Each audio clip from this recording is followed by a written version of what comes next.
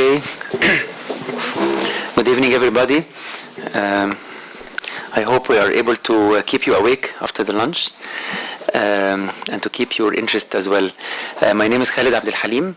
I'm going to be the moderator or the discussant of this session. I'm at the assistant professor at the Public Policy and Administration Department at the AUC. Let me introduce, this session is going to be on community activism and avenues of participation. And I think there is a lot that we have heard in the first day that relates to these themes, and also the field visits that we had yesterday. I'm sure it also started moving ideas in our minds concerning that are relevant to this theme. I will just introduce our speakers in this session. We have Kareem, Ibrahim, and Diane Singerman who are going to do a presentation together. Diane Singerman is an associate professor at the American University of Washington, but she's also involved heavily in the implementation of Tadamun, which is the Cairo Urban Solidarity Initiative, together with Ibrahim. I think this is the subject of their presentation today, so we're going to hear more about it. And of course, Diane is very well known for her publications on Cairo that we all enjoy and learn from. Kareem Ibrahim is the principal of Takween company that works in urban development, and he is also involved in Tadamun, and he has a long track record history of working on the old city of Cairo and in other places. Their presentation is going to be followed by a presentation from Damon Rich, the Chief Urban Designer at the Division of Planning and Community Department and Newark in the States, and we all enjoyed his presentation on the very first day, which revolves around the role of the urban designer and how different hats that he or she takes in interacting with the community and so on, which is also very relevant to this session today. So yes, we will try to give as much time for discussion as possible. So we will, I will start. I don't want to really interrupt the presentations, but I will start flagging signs after 20 minutes, and let's see how things are going. So I don't want to be very restrictive, but at the same time, I really urge the presenters to allow giving more time for discussion.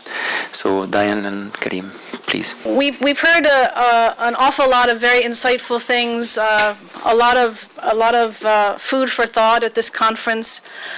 And what we wanted to do today was to share some specificities of work that we're involved with, of field work in Cairo. Some of the problems sometimes about those specificities is that there's a lot of details, but at the same time we're trying to draw out lessons. And what we're really interested, this is 2 years after the revolution now. And what does social justice, one of the demands, or the basic demands of the revolution, mean for the built environment? What does it mean for urban development in Cairo? What does it mean for local governance in Cairo? And how do you think about social justice in the built environment, which of course many of you are involved with? More particularly, we're interested in grounding that in some possibilities, some hopes, some strategies, some points of intervention. And so we're trying to think about those things as we do our field work, as we document our field work, and as we publish, and as we publish our website, which inshallah will be out there in about 3 weeks or so at the end of April. So we encourage you to look at that. Many people have spoken today about master planning, high modernist planning, and basically the same paradigm from the old regime is still with us. Not much has changed. The Cairo 2050 plan is now Cairo 2052. There's a lot of other master plans that are floating around out there that are very similar to the old kind of paradigm. One of the big priorities of our project is promoting development in place, in situ development, recognizing the assets of communities, recognizing the potential, the value of communities that have been considered somewhat either marginal or not quite part of the city. So what we're trying to do also is to bring in many, many different neighborhoods that they feel they're part of the city, they are a part of the city, and to move away from the prevailing paradigm of moving people to the desert, attracting people to the desert with global and local capital. But what does development in place look like? And after a revolution, a transformation, what would it take to support policies and programs that support and are synergetic with what actually exists? So we're trying to be very realistic, we're trying to be very grounded, very materialist in that sense. And basically arguing we do not need Cairo 2050 or Cairo 2052, we need Cairo 2013. That's what we're very interested in. Cairo 2013. What's going on now? What needs to go on now? What's the potential for going on now? And again, if you want to undo the former paradigm, if you want to undo neoliberalism, if everyone's complaining about it, if everyone's complaining about authoritarianism and high modernist planning, fortress architecture, which we saw yesterday on the desert cities. How do we undo fortress architecture and make a different kind of architecture that is very grounded in the city?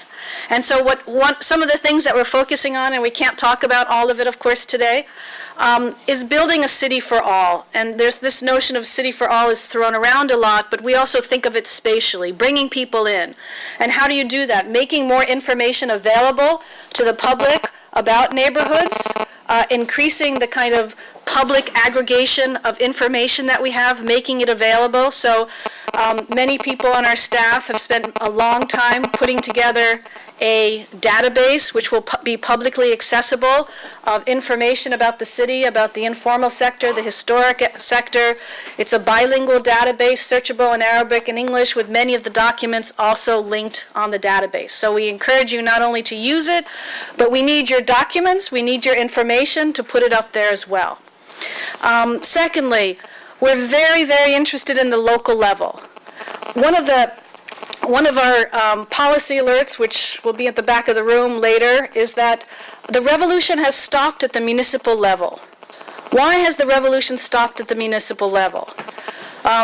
Okay, we know Egypt is a centralized place. We have all these kind of theories about irrigated society, whatever.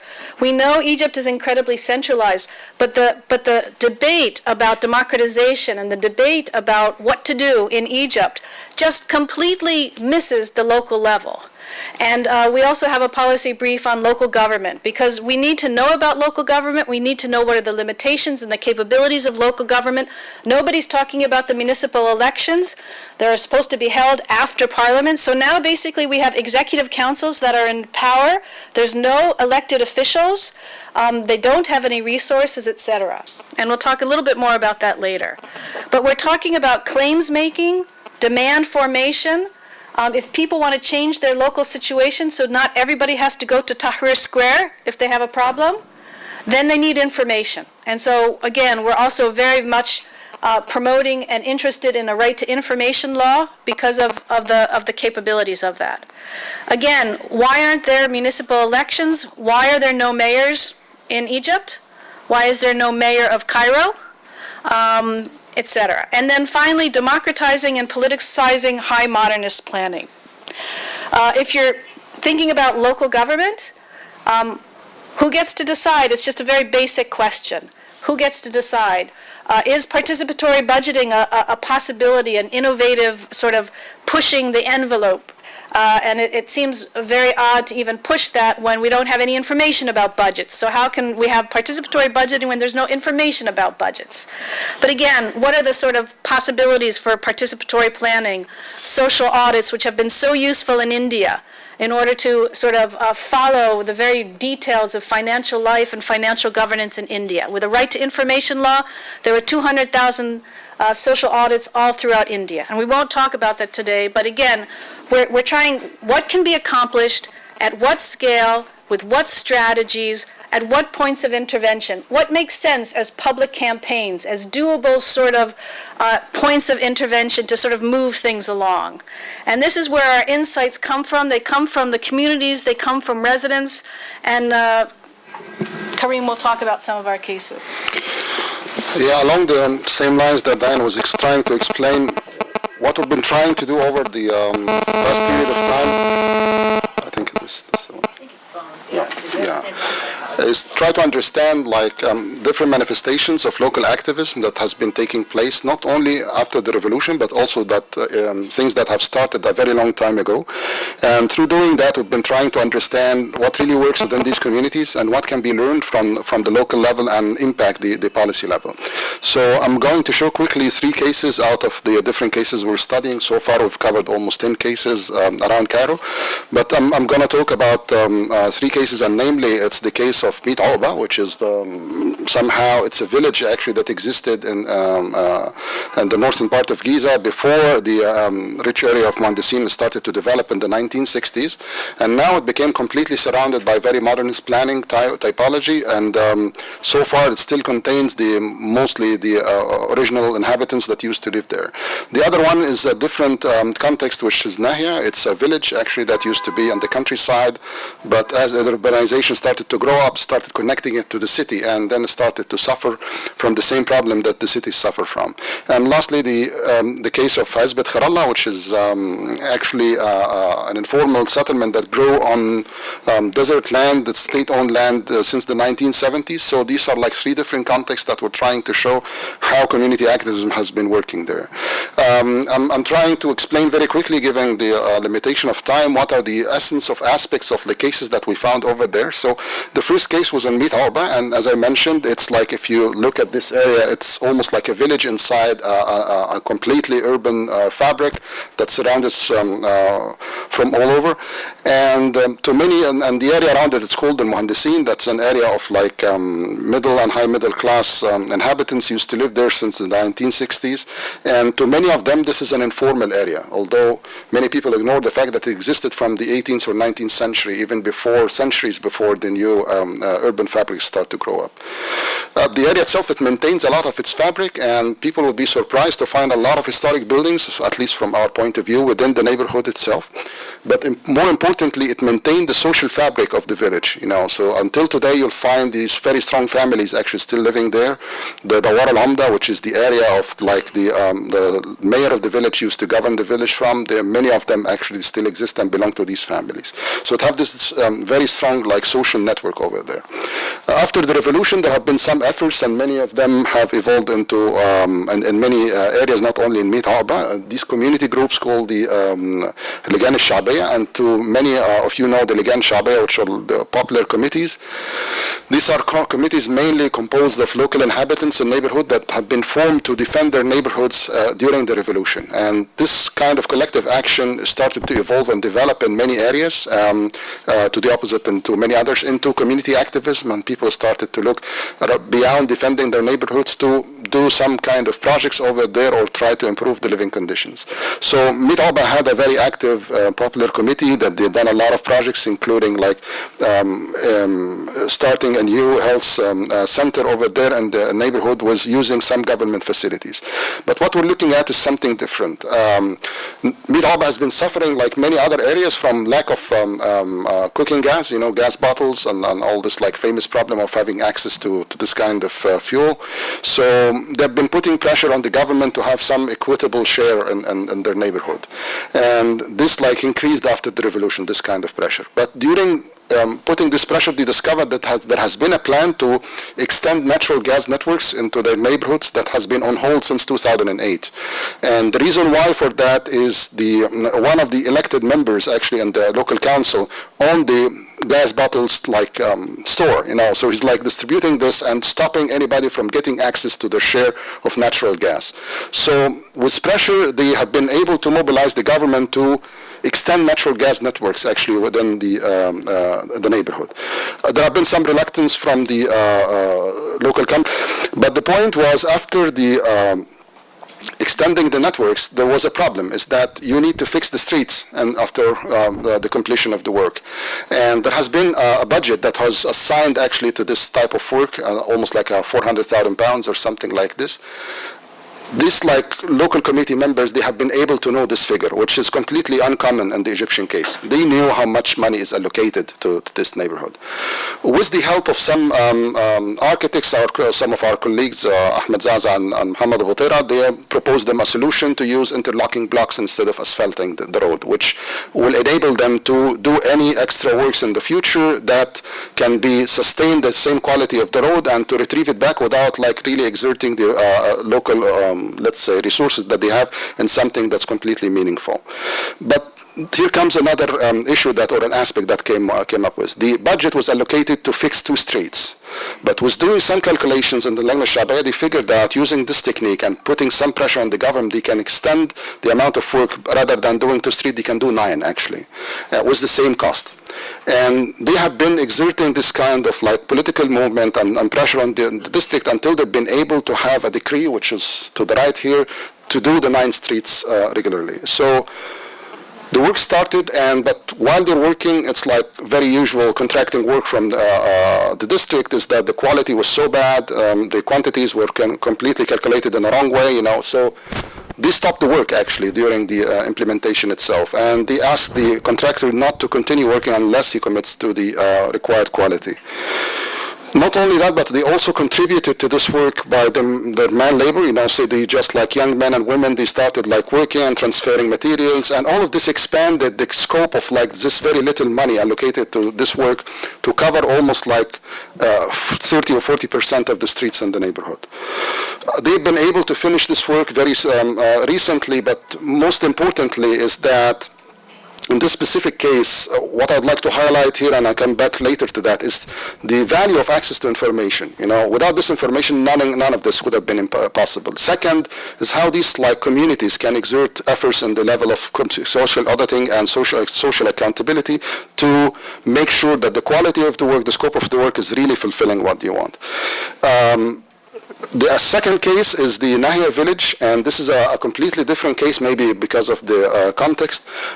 It's a village, actually, and one thing to mention, the Lajna Shabaya, they have some leftist tendencies. This is another completely different case, which is here we have a case that were mainly driven by a community that, Muslim Brothers and Salafis, they have an overruling over there.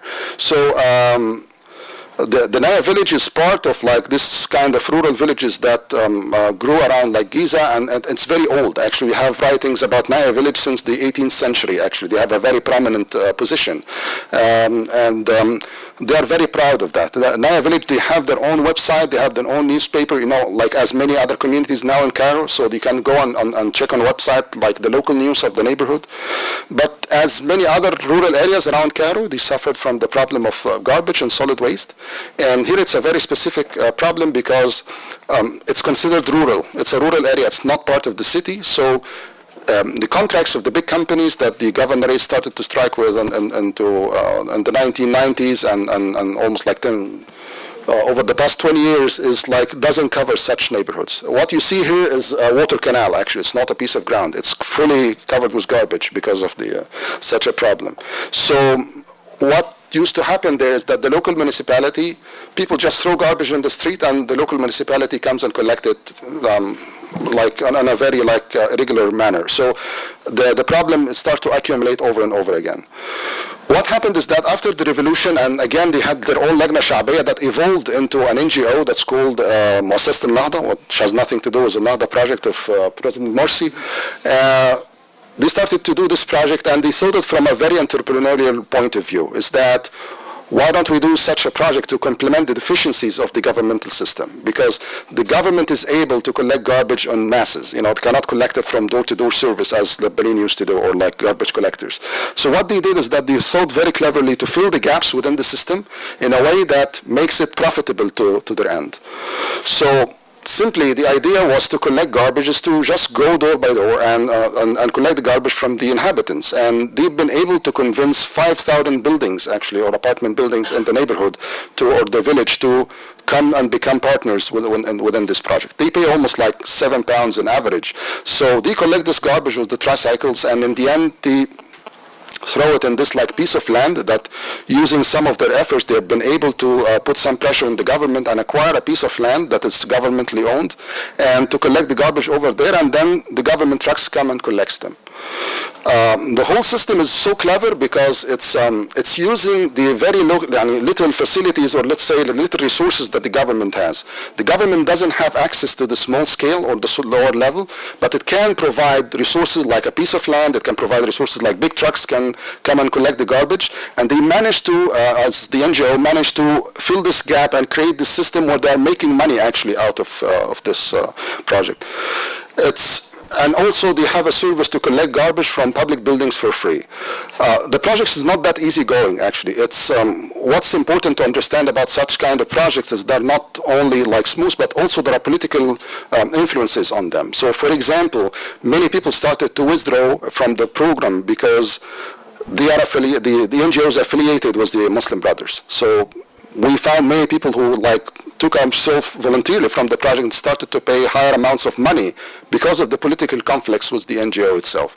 So this kind of local politics is really important because although it represents an obstacle to the project, but it also enabled them to raise a lot of resources in the beginning. Another entrepreneurial attempt over there is somebody who, a local entrepreneur who decided to start a company to filter drinking water, and also he's using a very clever trick because the water is coming to the village is fine. It's of a medium quality and people don't accept to drink it. So he used like an advanced system of filtering this water, and he started using public resources and sell them to the villagers.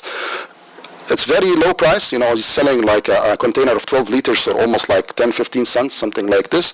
But the point is, this is somebody who found a gap in the system and he's been able to produce the service and actually distribute it to people. So what you see on the left here is again a tricycle that can deliver water to your home, very clean water, and people are using this service, and again, he's making money out of that. The last case we have here is about Hizb Khairallah, and this is a very important case because it's a case of like very long-lasting, let's say, kind of activism that started in the 1980s, early 1980s. Hizb Khairallah was a desert area that was first it was allocated to a government company that has never developed it, but still it remained as a state-owned land. And people started moving there from the early 70s and started to occupy this piece of land, and gradually it started building up until it became like a big neighborhood actually that have like almost thousands of inhabitants right now. So I'm not going to explain this case. I'm going to show you how the residents over there explain it. So let's hear to their voices.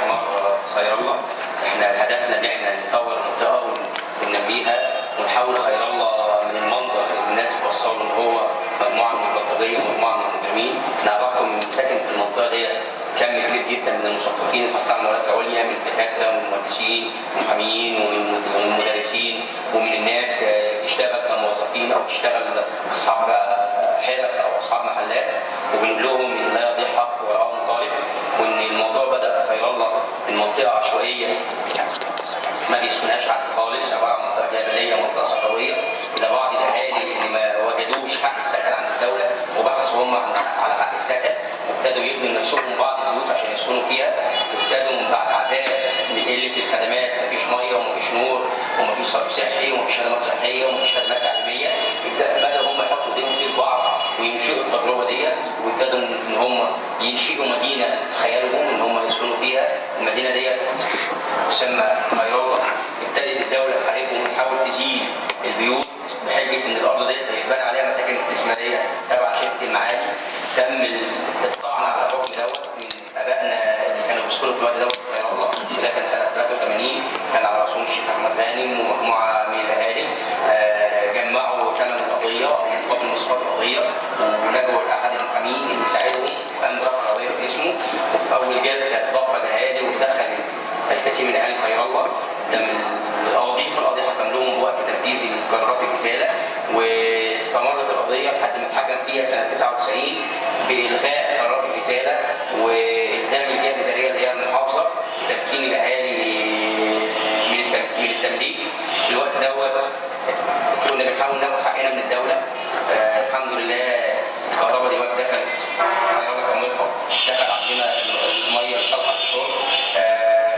سنه 2012 و2011 حصلنا على مشروع صرف صحي بإدخال صرف الصحي الأزل خير الله. الحمد لله خير الله من المناطق اللي سهل المواصلات ليها. ابتدت يحصل تطور في البيوت داخل خير الله. احنا طبعا محتاجين تضافر اكبر، محتاجين قوه اكتر من الحكومه، محتاجين خدمات. عندنا في خير الله مفيش غير مدرسه واحده، مفيش مراكز شباب، مفيش مستشفيات، مفيش مكتبات، مفيش خطوط مواصلات صالحه، الشارع محتاج تجديد.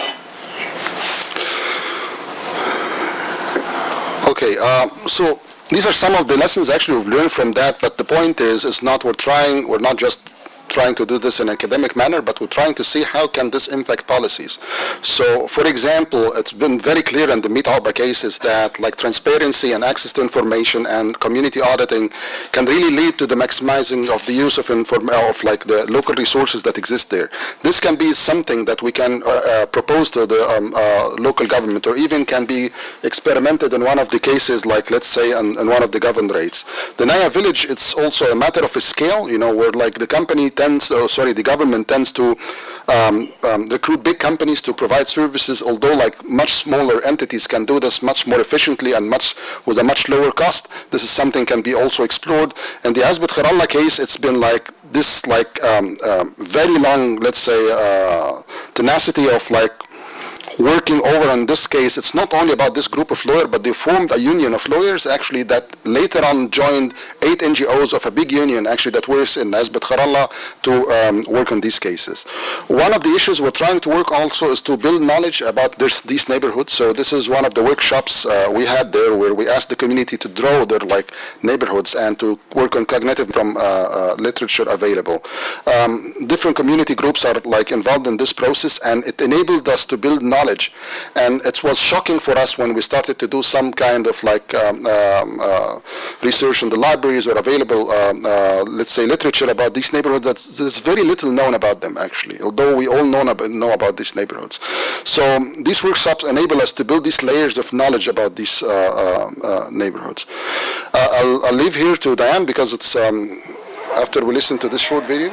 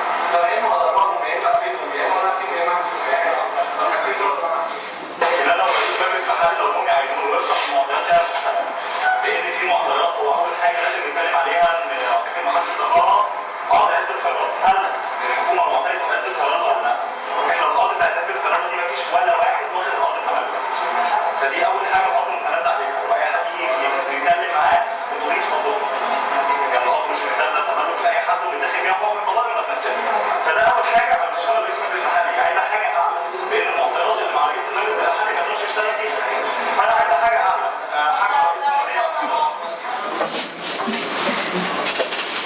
actually, the Shabab there, they made this great map, and they were really, really into it for quite a while, and they were very sort of enthusiastic about it. But talking to them, they brought up, they know the issues, they know some of the solutions to the issues, and they articulated them so well. And so here's the issue. In terms of local government in Egypt, 12% of all public expenditures are spent on local government in Egypt.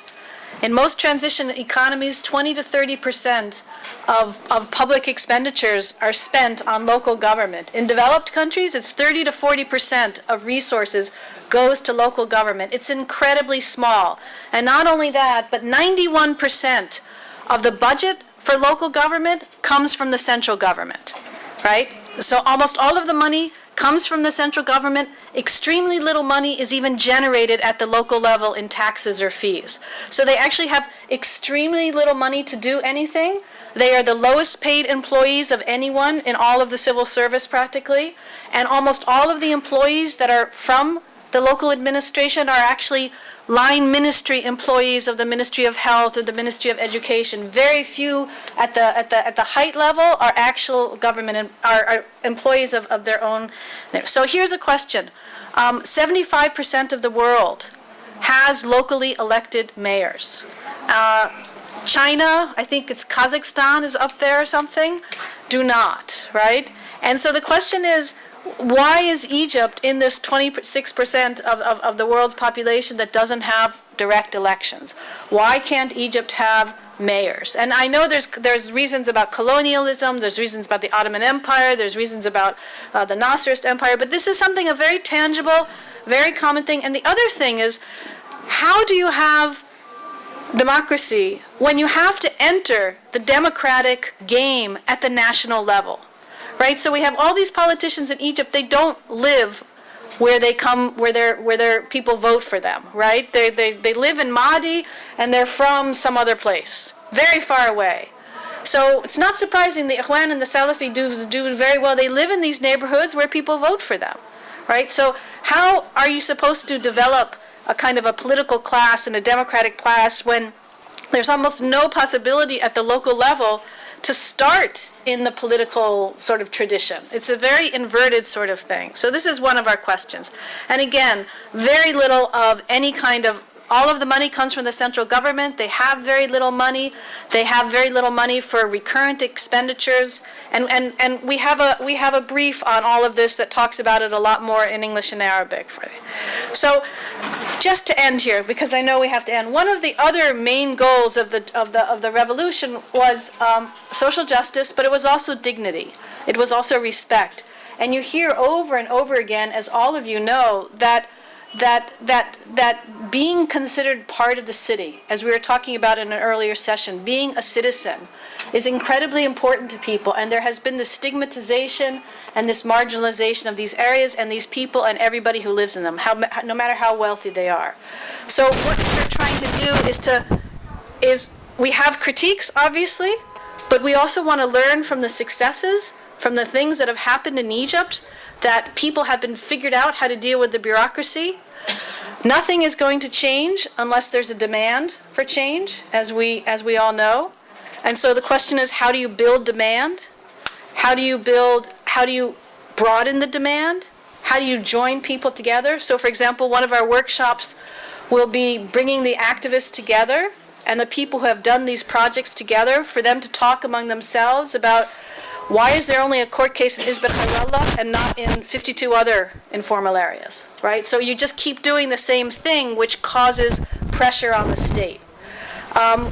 We need not to just mobilize in the streets and protest, but I think people have to be much more specific about targeting the state.